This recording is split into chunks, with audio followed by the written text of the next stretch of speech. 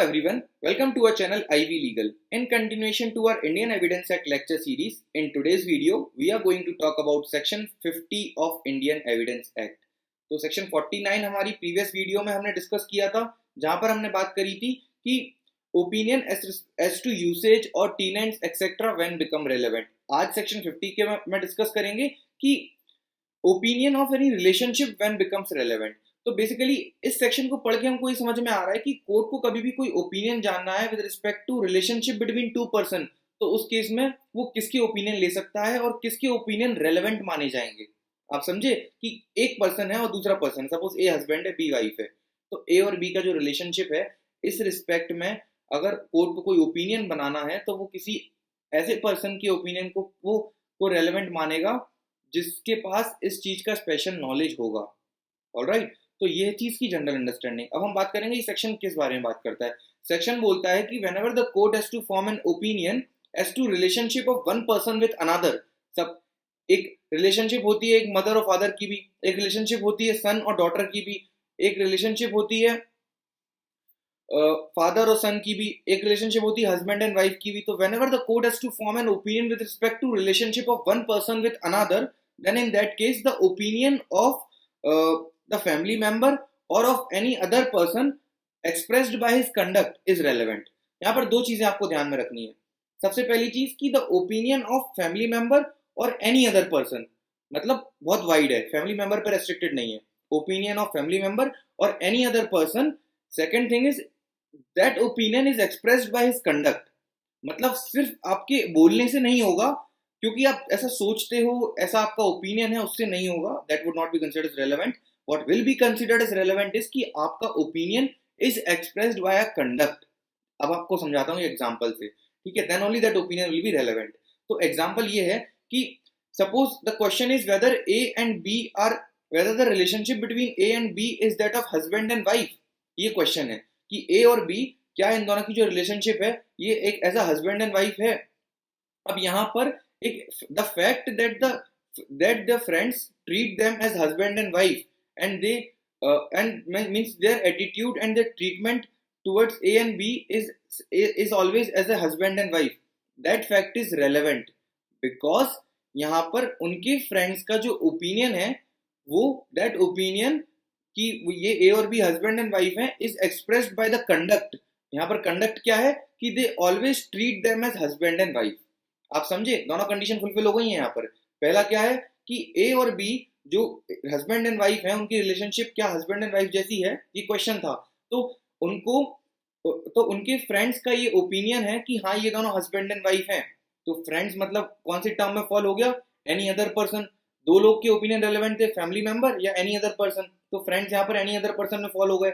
अब any other person giving the opinion that A and B are husband and wife by expressing the conduct, expressing by way of conduct, यहाँ पर जो word है वो कैसे show हो रहा है, बिकॉज दे ट्रीट और the friends always treat A and B as the husband and wife. उनको हमेशा as a husband and wife ही रिसीव करते हैं वो लोग, कभी भी पार्टी हो या कोई भी इवेंट हो वो उनको हमेशा as a husband wife treat करते हैं। तो their opinion is expressed by conduct and hence this opinion is relevant. ठीक है। एक और इंटेंशन है इस सेक्शन का कि though their opinion is expressed by way of conduct and becomes relevant, but the person who is giving this opinion must have the special knowledge of the relationship of which he is giving the opinion। तो यहाँ पर अगर though the words used by the section is कि opinion of any family member or any other person if expressed by conduct become relevant, but ये जो family member है उनको तो special knowledge होगा, but अगर any other person जो है उनके लिए जरूरी है कि those any other persons if gives any opinion must have a special knowledge with respect to the matter on which they are giving the opinion। ठीक है, ये क्लियर हो गया।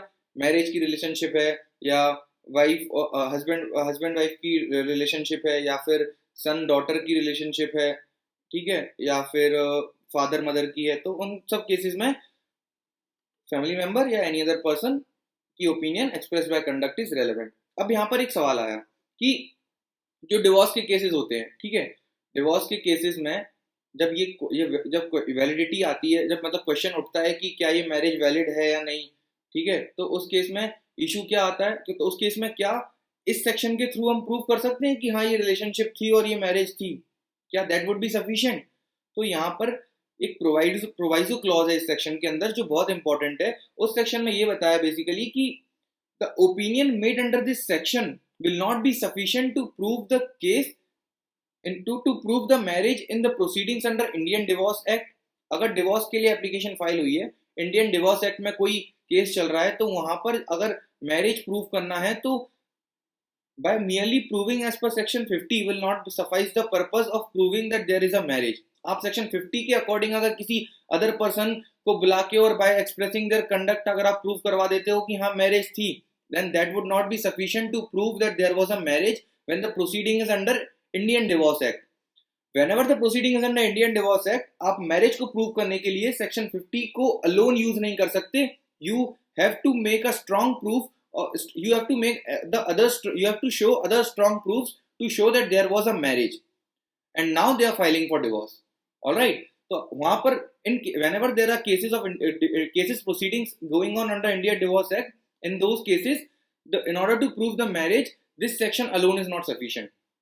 the second point is in case of prosecution under section 494 of IPC, जो bigamy से deal करता है कि मतलब एक पर्सन दूसरे पर्सन के साथ मतलब एक हस्बैंड वाइफ की रिलेशनशिप है और सपोज हस्बैंड एक दूसरी enters into another subsequent contract of marriage, ठीक है, तो उस केस में वो बाइगेमी प्रैक्टिस करता है, तो उस बाइगेमी के केस में भी उसकी जो रिलेशनशिप है वो इस सेक्शन के थ्रू प्रूव नहीं की जा सकती। तीसरा केस है in prosecution under section 495 of IPC, मतलब जहां पर उसने बाइगेमी करी and has also concealed this fact of bigamy to the wife or to the party with whom the person has entered into subsequent contract of marriage। उसने अपनी पिछली relationship के बारे में अपनी सब्सिक्वेंट मैरिज वाली पार्टी को नहीं बताया। तो बाइगेमी का concealment is discussed under section 495 of IPC।